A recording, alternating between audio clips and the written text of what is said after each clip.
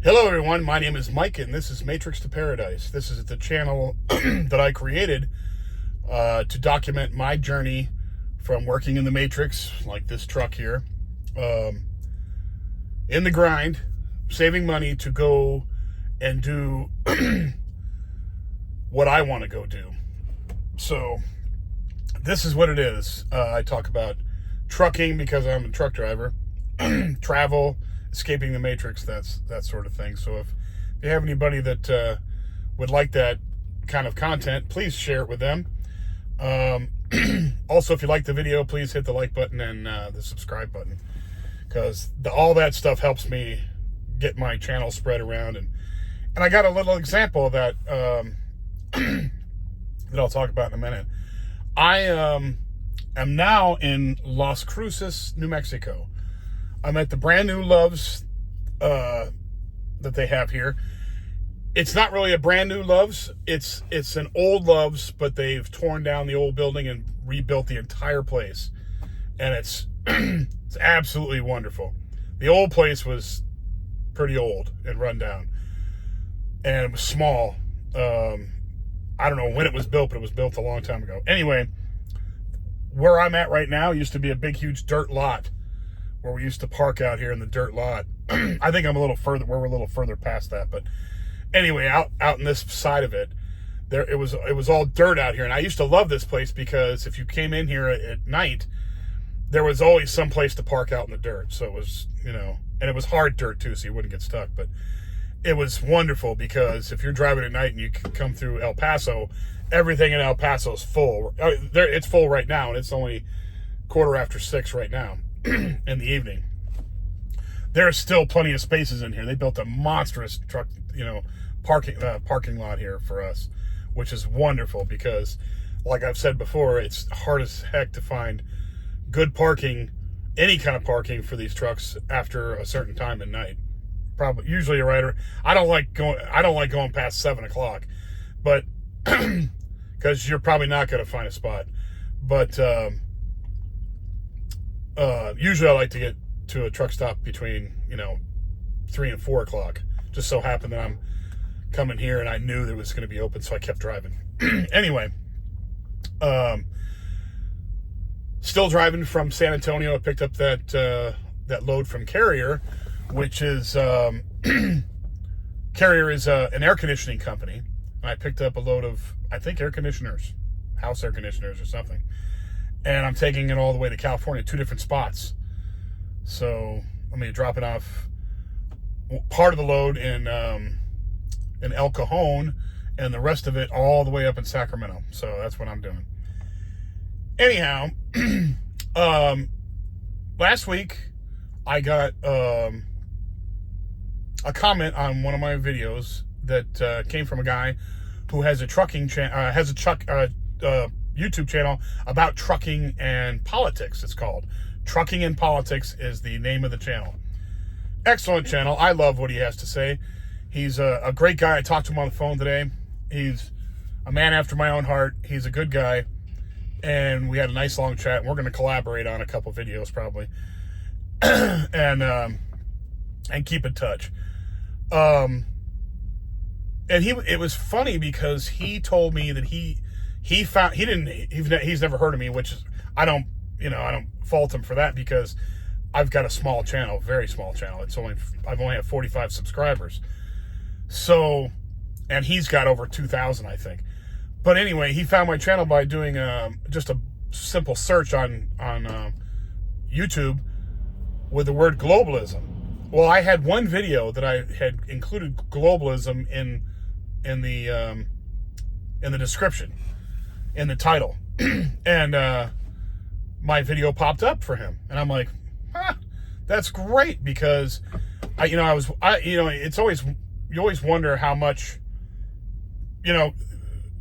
how many people see your channel on their feed, but also whether or not you show up in different, like if somebody types in trucking or escape the Matrix or whatever. I'm sure escape the Matrix, they'd probably, because Matrix is a kind of a unique word, so I'm sure that I pop up when anybody types in that word. But it was just interesting to hear from him that that's how he found me, was was with the word globalism, and it was interesting. And globalism really affects trucking because we ship all the stuff that, that people buy. So all that stuff, no matter where it comes from. But I mean, but we both have different ideas about globalism. I mean, we don't have different ideas. We have an idea about globalism, and we're going to talk about that when we get on one of his videos. We're going to do a side-by-side view, and he's going to put it up on his channel. And then I'll probably, as soon as I figure it out, I'll probably have him on my channel. But anyway, so I just thought it was interesting that things like this happen, just happenstance, just by sheer chance that he ran into me on YouTube and decided to contact me, and we talked on the phone today, and it was, he's a good guy, so it's going to be fun. I love this kind of stuff. I'm a very social person. You have to be a social person to be doing YouTube. But it's going to be fun to get... He gave me a really good idea, by doing this, because I kind of thought about it before, but some of the people that I've watched on videos, you don't know exactly how to get a hold of them, and they don't always necessarily read all of their comments, so it's, unless they have an email address that they can send it to, you could send them a message. You probably won't, hear from them probably. But anyway, so I think that's a great idea. Is get on, do collaborations with other content creators, because not only will you mix and match with subscribers, because that's how I was. Whenever I saw somebody go on somebody else's channel and they were espousing the same stuff that I was interested in the first place with that channel, I'd go over and subscribe to their channel too. And that's just that many more people, or many more channels to watch with the same kind of subject matter, and and everybody has a different view and comes off with different ideas. So it's always good to network yourself with different creators and different people in general, just to network yourself,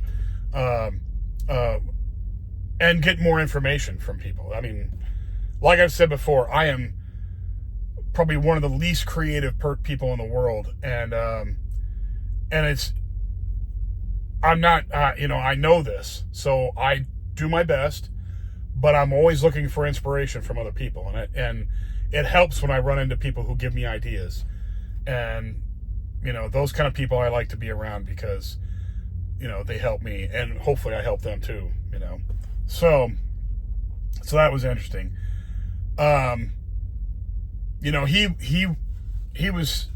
He wants to, he's into politics and stuff, so he wants to, and trucking and politics, so he would love to get somebody on his channel who is different, has different views than him, and be able to civilly chat it out, and kind of break down how everybody's come to, each of them have come to their conclusions and their ideals. And I said, that's a great idea. It's hopefully you can find somebody that will do that, because most people, nowadays it's so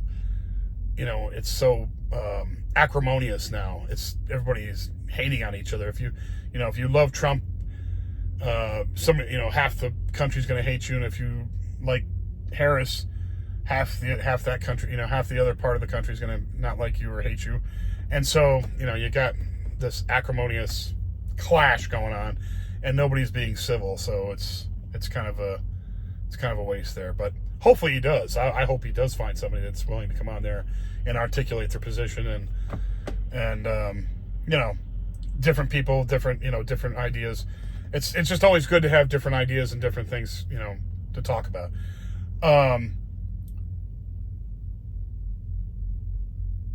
Also, we were talking about haters, and he says he gets a lot of haters, that call him names and stuff in his comments and stuff, and because he's talking about politics, so you're gonna stir up some emotions there. But I kind of don't care about haters. I don't want to give people that aren't willing to have an open mind or at least learn, because even like somebody that's a horrible person, you'd at least like to understand why they're a horrible person, or at least hear from their own words what they think about themselves. Not that you would agree with any of it or anything like that, but it's just it'd be nice if you could get that from people, but it's tough. So basically, my kind of way of dealing with haters. Now, I don't have a whole lot of haters on my channel because my channel's still small, but if I did, I would, if they're really nasty, I would just ignore them. I'm not going to give them the dignity of a reply if they're not going to be civil. Civil discussion is paramount to understanding, and if you're not willing to be civil in your discussion, you're not worthy of a conversation, because it's like arguing with a drunk or a fool. It never works. You're never going to win you're not going to win the conversation over. You're not going to convince them anything different. They're going to be just the same way they are. There's a reason why they're there, or there's a reason why they are the way they are. But you'll never know because they're not willing to discuss it. So they're just wanting to throw hate. And plus, you can't have an ego. You got to get rid of your ego. Everybody should get rid of their ego, because all an ego does is hold you down. It gives the person that is toying with it, the puppet strings on you, and that's kind of stupid. Why let somebody control your emotions? Now, if somebody were to put their hands on you, that's a different story. If somebody attacks you or attacks one of your loved ones, excuse me, I got something in my eyeball. That's a different story. But somebody, the sticks and stones thing, it's like somebody calls you a name, or as a keyboard warrior on there, attacking you on in a comment section, don't even give them the dignity of a reply. I wouldn't, and I was telling him that I was telling him that's what I would do if I had haters. I would just ignore them, because they're not worth, that kind of they're not worth any dignity of a response. If somebody has a legitimate beef, and they had something, hey, look, I totally disagree with you here, and then they articulate it, that's fine. I am open to change my mind. I really am. If somebody presents something to me and it's totally against what I believe, or if I just get something wrong and I think I'm right, somebody tells me, hey, no, you need to look this up, I'll start questioning it. I'll be like, oh my God, could I possibly be wrong? I won't be one of these narcissists that says, no, I'm never wrong, because I've caught myself being wrong before. So I'll go check it. If somebody's, there was one time I was talking to a friend of mine, and there were some songs that I knew from a certain rock band, and I switched them around to different albums. So I thought one song was on one album and the other song was on one album, and in fact they were the exact opposite. And I was arguing with him, and he said, no, dude, you're wrong. And I said, wow, you're really... I got the point that he was adamant about it, and I was like, okay, let me, change my tune here and go look it up. And I did, and he was right. And I'm like, poof, sorry, brother, I didn't mean to argue with you. You were right all along. So I don't do, that was just one example, but that's a good... It's humbling when you're wrong and somebody proves it, but it's a good thing, because then you're not wrong again. Now you know the right answer. So if you ever say that again, you won't be wrong. So I always want somebody to correct me if I'm wrong. Trust me, I love it. Because then I won't be wrong again, and I won't look stupid. Because there could be somebody out there that knows I'm wrong, and they won't tell me. So I continue going on in life thinking I'm right and looking like an idiot.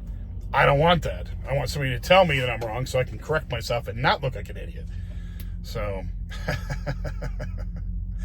anyway, it was good. It was good chat with him. I hope to do collaborations like this with other content creators on YouTube, you know, other channels. I think it's really cool. I think that, you know, collaborating with other like-minded people or just, I mean, just anybody that's interested, you know, collaborating with somebody else who's making videos themselves, it's kind of cool. I think it's really cool. I think it's like, you know, it's like swapping stories, and not just swapping stories, but also advice, because obviously he's been online a lot more than, you know, a lot longer than I have, and he's got 2,000 some subscribers, you know, over 2,000 subscribers. So, and I've only got 45. So he can give me advice on everything, you know, and it's really cool. And he has already somewhat, but I just you know, whatever I can offer him, hopefully I have some knowledge I can give to him. But he's just you know, he's one of those people that, you know, is social like me and wants to reach out and interact with other channels. I think it's really cool. Anyway, well, that's all I've got for today. I'm staying here in Las Cruces, New Mexico for the night. I am going to fuel again, put some more fuel in my truck. I just got fuel here in Las Cruces, but I'm going to be driving all the way to Yuma, Arizona. Last stop before California, and we definitely don't want to get fuel in California, so we're going to fill up in Yuma, Arizona at the Loves there, and probably stay overnight there, because there's no, going from Yuma to El Cajon, there are no truck stops that I know of. So I'm going to be driving all the way to El Cajon, and getting live unloaded with part of the truck, and then driving north towards Sacramento, and hopefully, see, the only thing that sucks is I'm going to get there and there's going to be tons of, I'll probably be going through LA during rush hour, and I don't like that idea at all. Interstate 5 from San Diego to probably, you know, going past, you know, Santa Clarita, you know, Magic Mountain, that area over there. That whole stretch is a big nightmare. It's just a big cluster. I'm not looking forward to it all. I hate it. Hate that stretch of road. It's almost as bad as the 95 going from Washington, D.C. to Boston.